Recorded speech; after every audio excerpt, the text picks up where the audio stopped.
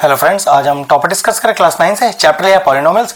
एक hots level का question लिया हुआ है, जरा ध्यान से देखिएगा। क्वेश्चन देखकर तो समझ ही नहीं आ रहा करना क्या है। अगर इस तरह का क्वेश्चन आपने ट्राई नहीं किया हुआ है तो फिर ये करना दिक्कत हो जाएगा। जरा देखो ध्यान से, एक ट्रिक लगाता हूं इसके अंदर। पहले देखो इसको मैं क्या स्प्लिट करूं। क्या मैं इस 5 को लिख सकता हूं 3 + 2 और 2√6। अब क्वेश्चन ऐसा होता है कि सर आप 5 को 3 + 2 ही क्यों लिख रहे हो, 1 + 4 भी तो लिख सकते हो। तो इसका रीजन है, अभी बताऊंगा। इसी तरह से देखो इस 8 को क्या लिख सकते हो। 8 को मैंने लिखा 3 + 5 माइनस का 2√15। तो क्वेश्चन तो यहां भी वही अराइज होता है कि आप 8 को 3 + 5 ही क्यों लिख रहे हो, 2 + 6 लिखो ना।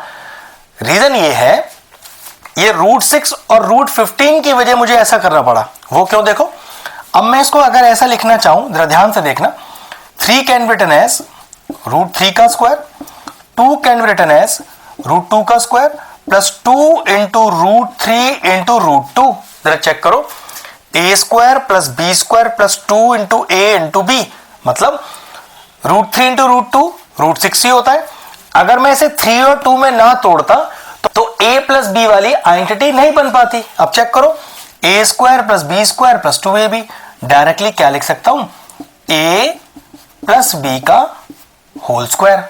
ऐसे उधर भी चेक करो, √ 3 को लिखा √3 का होल स्क्वायर, 5 को लिखा √5 का होल स्क्वायर माइनस का 2 इंटू √3 इंटू √5। चेक करो, √3 इंटू √5 √15 ही होता है। इसका मतलब मुझे अपने a और b √3 और √5 के फॉर्म में चेंज करने थे, जिसकी वजह से इस 8 को 3 और 5 ही लिखना जरूरी था, तभी ये 2ab वाला टर्म बनता। तो देखो a² प्लस b² माइनस का 2ab, तो ये भी बात बन गई।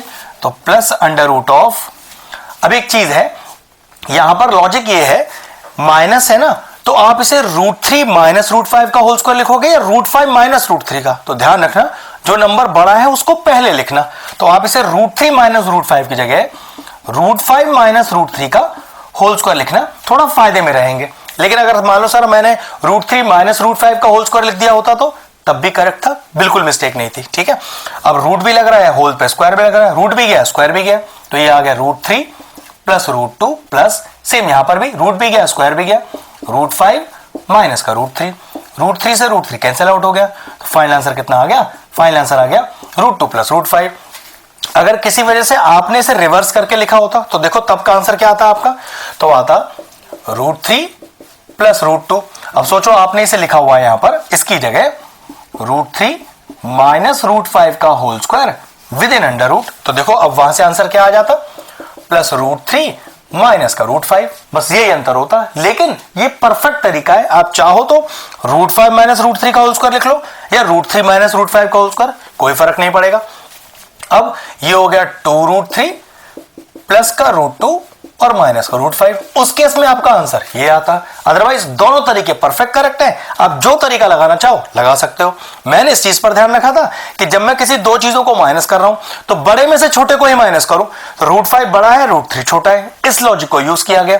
अगर कोई रिवर्स भी करके लिखेगा तो परफेक्ट करेक्ट है, मैथमेटिक्स में कोई मिस्टेक नहीं है। ठीक है, बस क्वेश्चन फिनिश हो गया। अगर इस तरह के और इंटरेस्टिंग वीडियोस देखना चाहते हैं तो चैनल की प्लेलिस्ट में जाएं, पॉलिनोमियल चैप्टर की सेपरेट प्लेलिस्ट बनी हुई है, वो प्लेलिस्ट में एंड स्क्रीन में भी डाल दूंगा, और सारे इंपॉर्टेंट चैप्टर्स की प्लेलिस्ट के साथ जाकर उन्हें भी चेक कर लीजिएगा। एक ट्रिकी सा क्वेश्चन था 3 नंबर के लेवल का, फिनिश हो गया। वीडियो फिनिश करते हैं।